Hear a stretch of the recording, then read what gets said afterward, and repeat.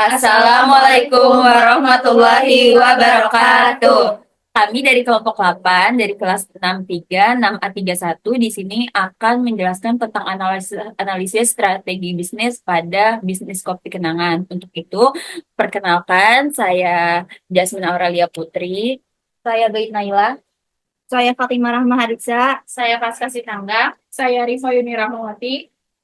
Baik, untuk penjelasan yang pertama akan disampaikan oleh Fatimah Rahma Hadisa. Baik, sebelum masuk ke analisis-analisisnya, di sini saya akan menjelaskan gambaran tentang kopi kenangan.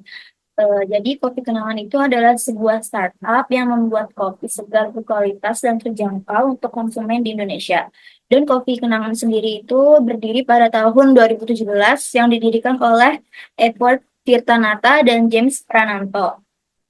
Dan perusahaan ini bertujuan untuk menjembatani kesenjangan antara kopi jalanan murah dengan kopi retail seperti Starbucks. Serta alasan utama Edward Tirnathan membuat kopi kenangan adalah karena Indonesia merupakan pengekspor kopi terbesar keempat di dunia, tetapi memiliki konsumsi kopi terendah di Asia Tenggara. Baik, di sini saya akan menjelaskan tentang analisis SWOT dari kopi kenangan. Yang pertama ada strength atau kekuatan. Di kopi kenangan itu memiliki reputasi yang baik dan minat pelanggan yang tinggi. Lalu di kopi kenangan memiliki kurang lebih 622 gerai di 45 kota di Indonesia. Lalu kopi kenangan memiliki produk yang bervariasi, gak cuma kopi, tapi di kopi kenangan juga menyediakan teh, smoothies, dan juga ada roti. Lalu selanjutnya ada weakness atau kelemahan. Yang pertama itu margin keuntungan yang rendah, dikarenakan kopi kenangan menawarkan produk berkualitas tinggi, tetapi dengan harga yang terjangkau. Makanya di kopi kenangan ini memiliki margin keuntungan yang rendah. Lalu selanjutnya ada tingkat turnover karyawan yang cenderung tinggi. Hal ini dikarenakan karena kopi kenangan memiliki tekanan terhadap pekerjaan, jam kerja, dan pilihan karir yang terbatas. Selanjutnya, biaya operasional yang tinggi seiring ekspansi. Hal ini dikarenakan karena kopi kenangan memiliki beberapa gerai di berbagai kota.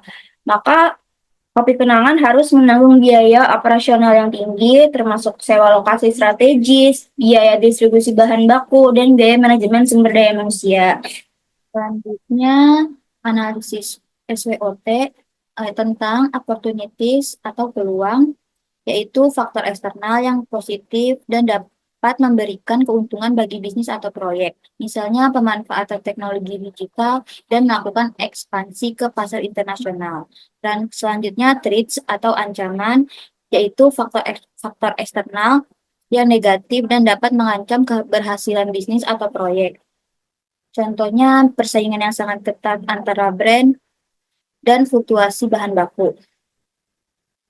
Selanjutnya, analisis Porter's Five Force, yaitu kerangka analisis industri yang digunakan untuk memahami tingkat persaingan dan profitabilitas dalam suatu pasar.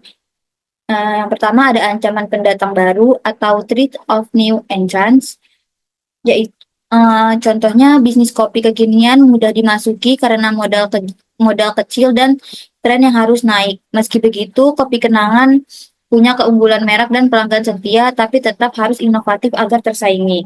Selanjutnya, ancaman produk pengganti atau threat of substitutes, misalnya boba, teh, smoothies, dan kopi instan jadi alternatif yang populer. Maka kopi kenangan harus terus kembangkan menu dan pertahankan kualitas rasa. Selanjutnya di sini saya akan menjelaskan analisis Porter 5, yaitu kekuatan tawar pembeli atau bargaining power of buyers. Nah, kekuatan tawar pembeli ini adalah karena banyak pilihan di pasar. Jadi konsumen itu punya banyak alternatif lain selain kopi kenangan seperti Jinji Jiwa, Tuku, Fore, dan lain-lainnya. Terus juga pelanggan ini bisa pindah dengan mudah seperti pindah ke coffee shop yang lain seperti yang tadi Janji Jiwa atau Tuku dan lainnya.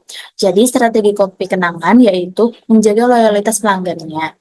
Terus juga menjaga loyalitas pelanggannya kayak seperti memperbanyak promo-promo atau atau juga melayani pelayanan dengan ramah, dan juga pengalaman digital seperti pemasaran via aplikasi. Selanjutnya ada kekuatan tawar pemasok atau bargaining power of suppliers. Nah, kekuatan tawar pemasok ini adalah kopi kenangan tergantung pada bahan lokal seperti kopi, susu, atau gula. Nah, solusinya untuk kopi kenangan yaitu mencari lebih banyak lagi pemasok agar pemasakan tetap aman. Selanjutnya ada persaingan perusahaan sejenis atau industri rivalry. Persaingan dengan brand lain seperti coffee shop lain di Janji Jiwa dan Tuku itu sangat ketat. Jadi di sini kopi kenangan harus mempunyai strategi terus berinovasi dan juga meluncurkan menu baru, kolaborasi dan juga gunakan data pelanggan untuk tetap unggul. Selanjutnya ada analisis pastel. Analisis pastel. Analisis pastel ini ada politik, ekonomi, dan juga sosial. Untuk politik, stabilitas politik mendukung ekspansi bisnis. Namun, perubahan kebijakan dan regulasi seperti PPN 11%, izin edar, dan sertifikasi halal tetap harus diperhatikan. Terus juga ada ekonomi. Ekonomi stabil dan kelas menengah tumbuh jadi peluang besar, tapi inflasi dan nilai tukar bisa menaikkan biaya bahan baku, sehingga perlu pengelolaan biaya yang lebih efisien. Dan ada sosial. Tren minum kopi di kalangan milenial dan Gen Z ini itu terus semakin meningkat. Konsumen juga lebih sadar akan kesehatan mereka dan juga lingkungan. Jadi penting untuk bagi kopi kenangan menyediakan produk sehat seperti seperti hadirkan minuman yang rendah gula, susu nabati atau makanan yang sehat, dan juga menyediakan kemasan yang ramah lingkungan untuk memperkuat citra brand. Selanjutnya yaitu analisis pastel. Yang pertama itu ada teknologi, yaitu aplikasi dan layanan digital memudahkan transaksi dan meningkatkan loyalitas pelanggan. Teknologi ini jadi kunci dalam efisiensi dan jangkauan pasar. Yang kedua yaitu lingkungan. Lingkungan yaitu perubahan iklim bisa gangguan pemasok kopi, pengelolaan limbah dan penggunaan kemasan ramah lingkungan penting untuk menjaga citra dan berkelanjutan. Yang ketiga yaitu legal atau hukum. Perlu patuh pada izin usaha, sertifikat halal, perlindungan, dan data pelanggan, dan juga hak-hak karyawan sesuai regulasi yang berlaku. Selanjutnya yaitu analisis bisnis dan inovasi. Di sini yang pertama ada ekspansi agresif. Peluasan gerai besar-besaran membuka pasar baru, tapi harus diimbangi efisiensi agar tidak rugi sebelum balik modal. Yang kedua yaitu digitalisasi. Aplikasi mempermudah layanan dan tingkat kepuasan, namun keamanan data yang kenyamanan pengguna tetap jadi prioritas. Yang ketiga yaitu diferensi produk, inovasi menu, dan kolaborasi menarik minat pasar, tapi harus tetap sejalan dengan identitas sebagai brand kopi. Berdasarkan analisis-analisis yang telah dilakukan, terdapat beberapa rekomendasi strategi yang dirasa cukup relevan untuk keberlangsungan serta kemajuan bisnis kopi kenangan di masa depan. Yaitu yang pertama dengan meningkatkan loyalitas pelanggan. Hal ini bisa diimplementasikan dengan membuat promo loyalitas seperti promo untuk diskon ulang tahun atau promo-promo lainnya. Nah, yang kedua, seperti yang kita ketahui, bahwa kopi kenangan ini kan telah memiliki aplikasi sendiri.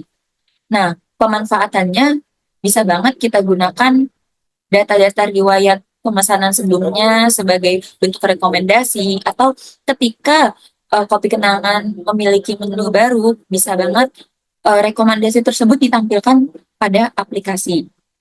Selanjutnya, yang kedua, rekomendasi strategi yaitu mengoptimalkan operasional.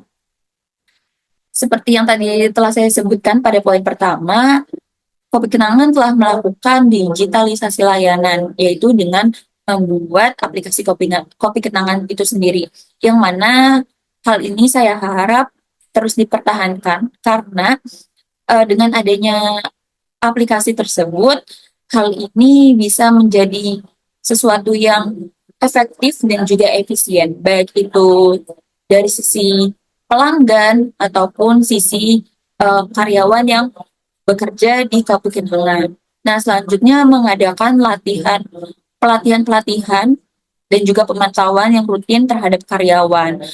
yang mana hal ini berguna untuk mempertahankan atau bahkan meningkatkan kualitas dari brand kopi kenangan itu sendiri. Dan yang terakhir, ekspansi pasar. Nah, bisnis kopi kenangan ini bisa banget dibuka di kota-kota yang memiliki potensial, namun masih belum banyak pesaing. Hal ini karena dapat menciptakan sasaran segmen pasar baru yang mana dapat meningkatkan eh, pendapatan atau income dari kopi kenangan itu sendiri. Namun jangan lupa disertai dengan menciptakan inovasi-inovasi menu baru yang sesuai dengan tren. Sehingga di sini bisa kita simpulkan bahwa kopi kenangan ini adalah sebuah bisnis yang memiliki potensial sangat tinggi. Eh, Namun hal ini juga harus tetap diwaspadai karena tantangannya yang begitu banyak.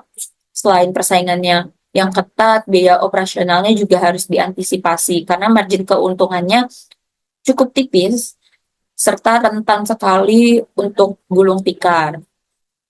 Namun dengan strategi yang tepat dan juga efisien, kami yakin kopi kenangan dapat terus berkembang dan juga bersaing di pasar lokal maupun di internasional.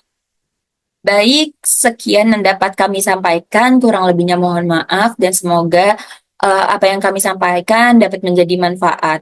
Terima kasih. Wassalamualaikum warahmatullahi wabarakatuh.